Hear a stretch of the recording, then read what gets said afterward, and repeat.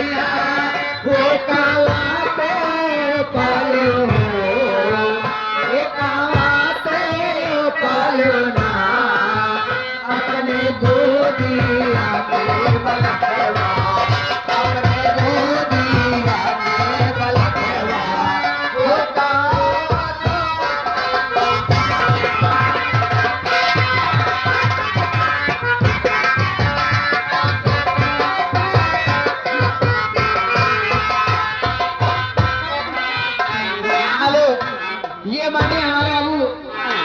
हमारे ऐसे सुंदर दिया हमारे राजा दिया लेना हमारे दुल्हा दिया लेना हमारे गोदिया में पलटाना हमारे गोदिया में पलटाना हमारे राजा दिया